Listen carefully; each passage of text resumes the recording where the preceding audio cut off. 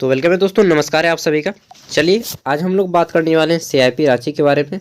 तो आप लोग का फाइनल रिजल्ट आ गया वार्ड अटेंडेंट का। 628 व्यक्तियों को सिलेक्ट किया गया है एग्ज़ाम के लिए। इसके साथ ही वार्ड अटेंडेंट के तो एग्ज़ाम होना ही है, इसके साथ ही मेडिकल रिकॉर्ड क्लर्क, ठीक है, लाइब्रेरियन क्लर्क, उसके बाद आपका नीडल वूमेन और ऑक्यूपेशनल थेरेपिस्ट, इन सब का एग्ज़ाम होगा। कब एग्ज़ाम होगा? तो यह आपका दिसंबर के सेकेंड वीक में आपका एडमिट कार्ड आएगा और हो सकता है उसके 3 दिन, मतलब कि जब भी एडमिट कार्ड आए, ठीक है, उसके 3 दिन से 1 सप्ताह के अंदर एग्ज़ाम हो जाएगा। तो हम लोग एक अनुमान लगा सकते हैं कि आज हो गया हम लोग का, मान लीजिए आज कितना डेट है, आज है हम लोग का 7 तारीख, ठीक है, और एडमिट कार्ड आपका अगले सोमवार, मंगलवार, बुधवार तक आ जाएगा। यानी कि हम लोग मान लेते हैं 15 तारीख तक एडमिट कार्ड आ गया, तो 18-20 तक आपका एग्ज़ाम पे हो जाएगा, ठीक है। इसी के बीच में एग्ज़ाम होगा, 18-20, ज़्यादा से ज़्यादा 25 तक जाएगा। और हो सकता है इससे जल्दी भी एग्ज़ाम हो जाए, 15 तारीख को ही एग्ज़ाम हो जाए, मतलब कि 15 से 25 के बीच में आपका एग्ज़ाम हो जाएगा, ठीक है। तो चलिए देखते हैं इन सभी पोस्टों के लिए। और कोई भी सिलेबस नहीं दिया गया है, केवल पूछा गया है कि 50 क्वेश्चन पूछे जाएंगे और 1 घंटा समय दिया जाएगा। अब देख लेते हैं। तो इसमें पहला क्वेश्चन है कि प्राकृतिक वर्णवाद यानी कि नेचुरल जो सिलेक्शन है से विशेषता से संबंधित कौन है? नेचुरल सिलेक्शन का जो थ्योरी दिया था यह किसने दिया था? तो दोस्तों यह सिद्धांत दिया था चार्ल्स डार्विन ने, नेचुरल सिलेक्शन, ठीक है। आगे देखते हैं क्वेश्चन नंबर 2। तो इसमें पूछा गया है कि आनुवांशिकता के नियम के जन्मदाता कौन है, ठीक है। जेनेटिक के नियम के जन्मदाता कौन है? तो दोस्तों इनका पूरा नाम है ग्रेगर जोहान मेंडल, शॉर्ट में हम लोग मेंडल बोलते हैं, और उन्होंने मटर के दाने पे अपना प्रयोग किया था। नेक्स्ट है 3 नंबर क्वेश्चन। इसमें पूछा गया है कि डीएनए संश्लेषण का प्रतिपादन किसने किया था? तो डीएनए संश्लेषण का प्रतिपादन किया था किसने? कॉर्नबर्ग ने। ऑप्शन 20 का राइट आंसर हो जाएगा कॉर्नबर्ग।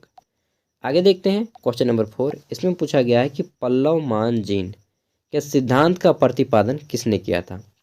पल्लवमान जो जीन है इसके सिद्धांत के प्रतिपादक थे दोस्तों मैक्लिटांग, ठीक है, मैक्लिटांग। आगे देखते हैं नेक्स्ट क्वेश्चन। तो हमारा आता है क्वेश्चन नंबर 5। इसमें पूछा गया है कि जीवाणु की खोज किसने की? जीवाणु की जो खोज की है, जिसको हम लोग इंग्लिश में बैक्टीरिया बोलते हैं, इसकी खोज की है दोस्तों एंटोनी वॉन लीवेनहॉक। यहाँ पे देखिए शॉर्टली आंसर लिखा गया है लीवेनहॉक। नेक्स्ट क्वेश्चन है कि स्टेथोस्कोप जो है, स्टेथोस्कोप जिसको डॉक्टर चेक करते हैं, कान में 2 को लगाते हैं और एक आपके सीने में देता है, आला भी आदमी बोल सकता है। तो इसकी जो जनक है, इसके जनक कौन है स्टेथोस्कोप के? इसके जनक हैं लेनी, और यह परावर्तन के सिद्धांत पे कार्य करता है। अक्सर क्वेश्चन पूछा जाता है कि स्टेथोस्कोप किस सिद्धांत पे कार्य करता है? तो परावर्तन के सिद्धांत पे कार्य करता है। नेक्स्ट देखते हैं क्वेश्चन नंबर 7। इसमें पूछा गया है कि एडवर्ड जेनर निम्नलिखित में से किस रोग से जुड़े हुए हैं? तो दोस्तों एडवर्ड जेनर जो हैं यह आपके किस रोग से जुड़े हुए हैं? विसूचिका, आंत्रज्वर, चेचक या लकवा। तो इसका राइट आंसर हो जाएगा आपका चेचक, ठीक है, क्योंकि एडवर्ड जेनर ने चेचक के टीके की खोज की थी, और चेचक जो है आपका वोल्लीवेला नामक वायरस से होता है।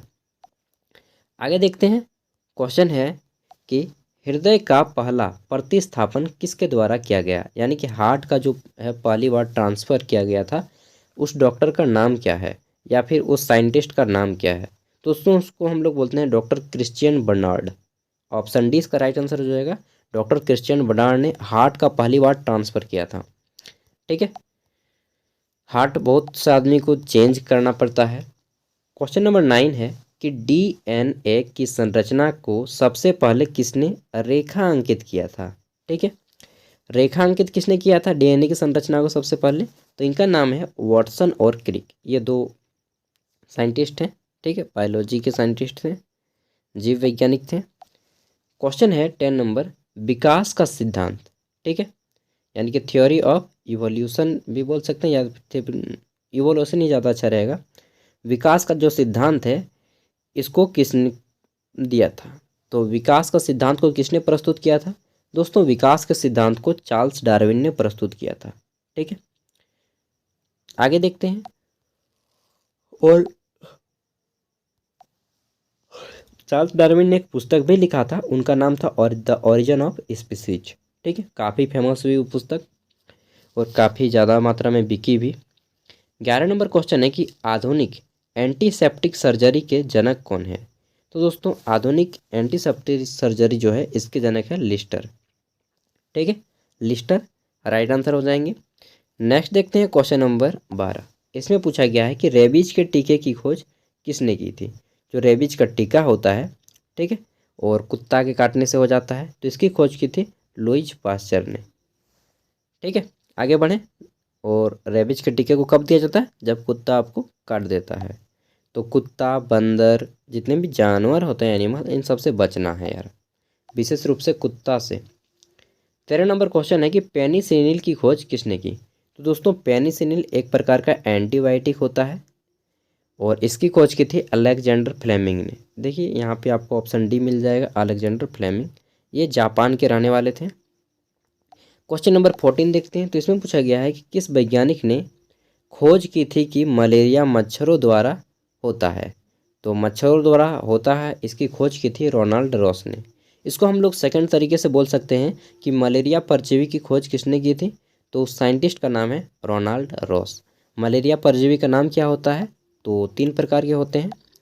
तो जनरली भारत में 2 ही प्रकार के पाए जाते हैं, पीएफ और पीवी। ठीक है, पेल्सीफेरम और vivax. Plasmodium falciparum, plasmodium vivax. जैसे हम लोग रिपोर्ट अगर किसी पेशेंट का बनाते हैं तो बोलते हैं कि रैपिड, ठीक है, चेक आता है malaria kit, rapid, PF PV, यहाँ पे रहता है पीएफ पीवी नेगेटिव, जिसका मलेरिया नहीं निकलता है।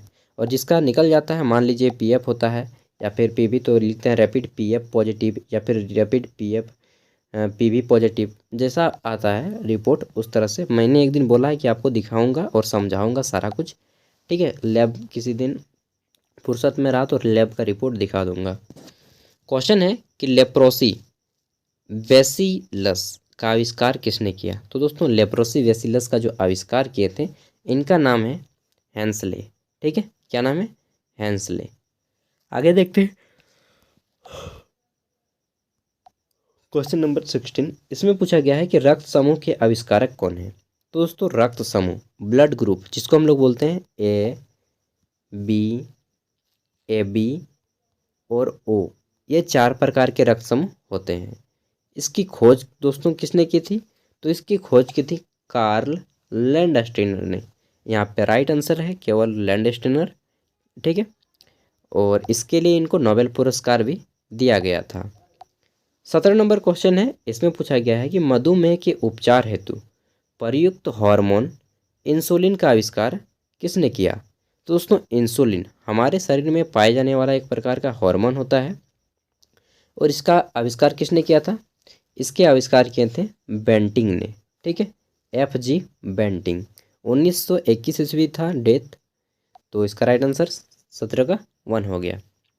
और दोस्तों जब किसी व्यक्ति में ये जो बॉडी का पार्ट है काम करना बंद कर देता है, तब उसको कौन सी बीमारी हो जाती है, उसको हो जाती है डायबिटीज। ठीक है, जिसको हम लोग शुगर भी बोलते हैं। शुगर पेशेंट हो जाता है, क्योंकि अगर हमारे बॉडी में इंसुलिन नहीं होगा तो ग्लूकोज की मात्रा ज़्यादा हो जाती है। और चलिए आज मैं शुगर के बारे में आपको थोड़ा सा बता देता हूँ। तो आपको पहले से ही मालूम होगा, मेडिकल के स्टूडेंट होंगे, अगर किसी व्यक्ति को शुगर हो जाता है, ठीक है, तो शुगर में 2 प्रकार के टेस्ट होते हैं। पहले हम लोग बोलते हैं BSF। BSF मतलब ब्लड शुगर फास्टिंग। ठीक है, और इसमें पेशेंट का खाली पेट में सैंपल लिया जाता है, सैंपल मतलब ब्लड, और उसमें चेक किया जाता है। अगर आपका रिपोर्ट 110 से ज़्यादा आ जाता है, 110 मिलीग्राम % डेसीलीटर, ठीक है, इस तरह लिखते हैं। अगर 110 मिलीग्राम % डेसीलीटर ग्लूकोज लेवल ज़्यादा हो जाता है खाली पेट में, तो हम लोग बोलते हैं कि व्यक्ति को शुगर हो गया है। ठीक है, डायबिटीज का पेशेंट है। और यही चीज़ अगर खाना खाने के बाद 140 क्रॉस कर जाता है, 140 मिलीग्राम % डेसीलीटर, ठीक है, तो हम लोग बोलते हैं कि व्यक्ति को शुगर हो गया है। यह हमारा भारत का मान्यता है। लेकिन इसी को WHO यानी कि world health organisation, full form note कर लीजिएगा, पूछा जाता है WHO बोलता है कि 180 शुगर लेवल होता है तब हम शुगर पेशेंट मानते हैं किसी को, लेकिन हमारे भारत में 140 में खाना खाने के बाद और खाली पेट में 110 में शुगर पेशेंट माना गया है। तो आई होप कि आप लोग समझ गए होंगे और घर में बता देते होंगे कि आपको शुगर है या नहीं, कितना था शुगर, ठीक है। और थोड़ा बहुत जानकारी जब भी होगा मैं आपको इसी तरह देते रहूँगा। तो चैनल पे पहली बार आए तो सब्सक्राइब कर लें, बेल के आइकन को प्रेस कर लें। और बहुत से लोग पूछ रहे हैं सिलेबस क्या है। देखिए दोस्त, सिलेबस कोई भी डिफाइन नहीं किया गया है और अभी जो हम लोग पढ़ रहे हैं मैक्सिमम हमारे साइंस के क्वेश्चन हैं। क्यों? क्योंकि एग्ज़ाम में 80% साइंस पूछा गया था। किसमें? बाबा फरीद यूनिवर्सिटी जो कि पंजाब में है, वहाँ पे वार्ड अटेंडेंट का जो एग्ज़ाम हुआ, ठीक है, वार्ड अटेंडेंट का जो एग्ज़ाम हुआ था उसमें 80% साइंस के क्वेश्चन थे और वो भी बायोलॉजी से क्वेश्चन थे, ठीक है। इसलिए हम लोग उसी को ध्यान में रखते हुए साइंस के क्वेश्चन किए हैं। और इससे पहले लगभग 10 वीडियो हमने आपको जीके के भी दे चुके हैं। अगर आपने उसको नहीं देखा है तो देख लीजिए। और ज़्यादा दिन नहीं बचा है, मैक्सिमम 10 दिन या 1 सप्ताह होगा एग्ज़ाम को, ठीक है। एंड मैं बीच बीच में आपको दोनों चीज़ करेंगे, जीके और साइंस दोनों करते रहेंगे बीच बीच में, जीके प्लस साइंस। और देखिए क्या पूछा जाता है एग्ज़ाम में, हम लोग एक अनुमान के तहत ही पढ़ सकते हैं और बाकी घर में तो मेहनत करना ही पड़ेगा। ये तो हम लोग 20% यहाँ पे मेहनत कर रहे हैं, 80% आपका मेहनत घर में होना चाहिए। बाकी ऑल द बेस्ट, पढ़ाई करते रहें। एंड इसका PDF का लिंक वीडियो के डिस्क्रिप्शन में मिलेगा, डाउनलोड कर लीजिएगा। Thank you.